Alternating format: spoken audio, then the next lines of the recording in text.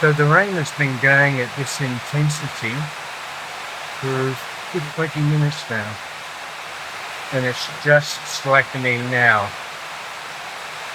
But it was really roaring on a tin roof, which pretty well describes all the roofs on our buildings here. They're all tin, and the carport,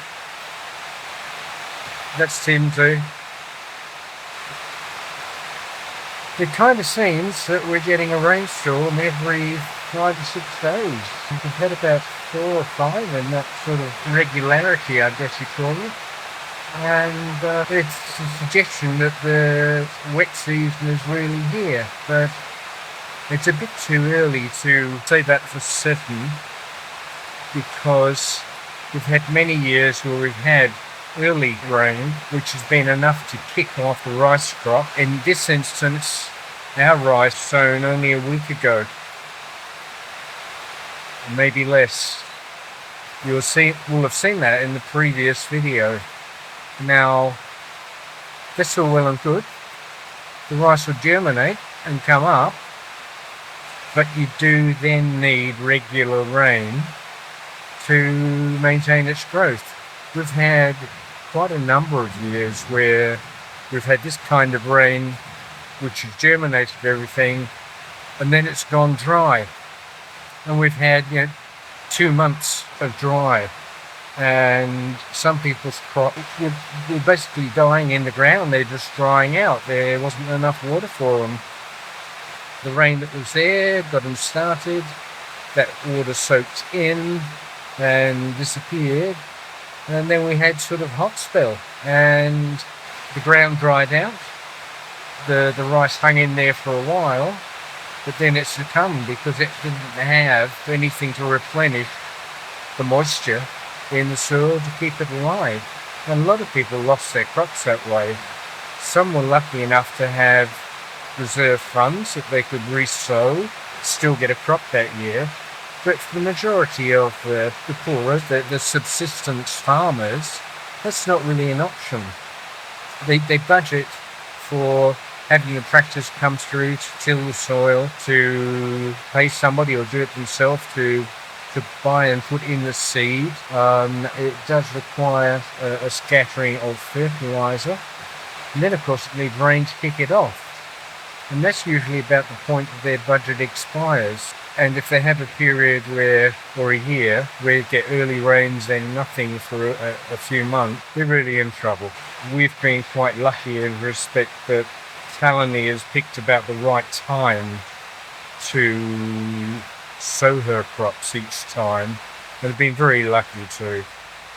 Sure, a lot of local knowledge, but also a lot of luck involved there. It's really hard to guess it. So it's eased right off now. It's just a regular rain, but it was really roaring there for 15-20 minutes. An enormous amount of water must have come down. Of course, we won't be able to see that until the morning when the sun comes up. It's hard for a camera to pick that up when you're talking about the area or size of a rye or a farm plot. To be able to catch it on camera, it's too dark to get the real indication of what's going on there. So I'll cut the video here at this point, and then I will say hello to you in the morning, and we'll see what the result was. So we'll see how we go at that point. Well, this morning things are quite a bit more subdued than last night, and not a breath of wind. The sun's coming up.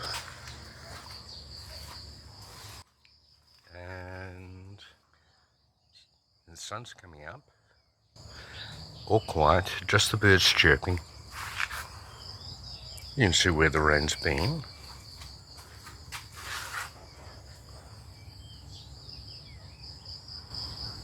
Isn't that beautiful?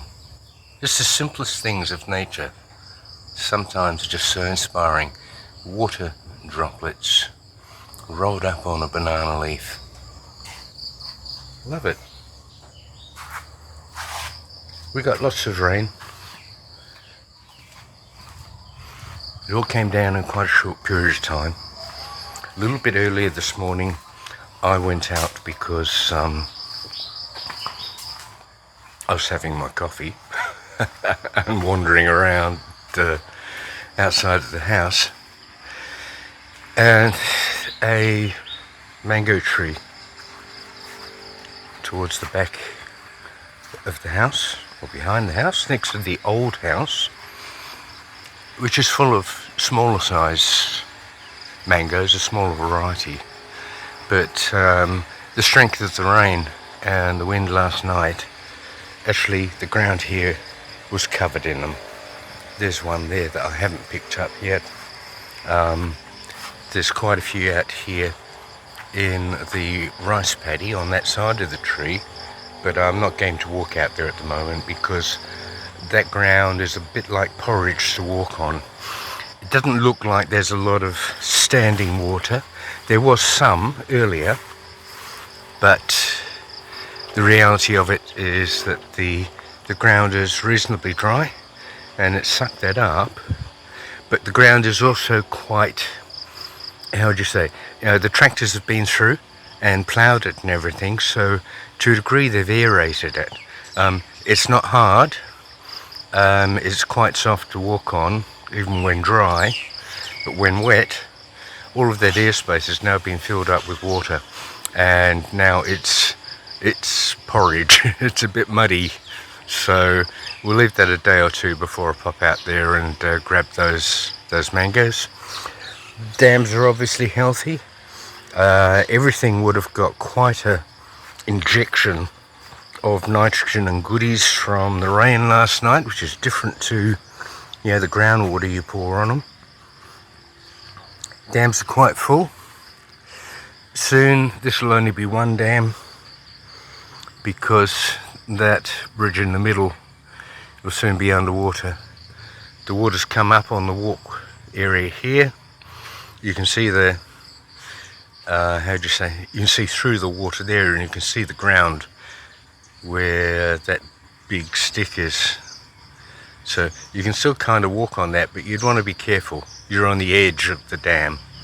So the water has come up to that level, and it will keep coming up another couple of feet. And in the height of the wet season, rice season, sometimes it will come right up here to close to this banana near the carport. So all good. Everything's looking good. Talani's off picking Doc Bua. They're the flowers in the lily pond. I think she's got an order for those, and I think maybe they also get stimulated with the rain and they come up as well because of that. You think that sounds like a very short period of time, but some of these things just seem to be biding their time, and then when the right set of circumstances come together in the environment, they just rocket up like you would not believe. So she's out there looking at things there, and I'm just giving you this little bit of a video to finish off on what was started last night when I was showing you the rain. So all good. Wouldn't be dead for quits, and this is certainly the place I want to be. So please subscribe. Comments, questions, always welcome, and we'll catch you in the next video. Bye for now, guys.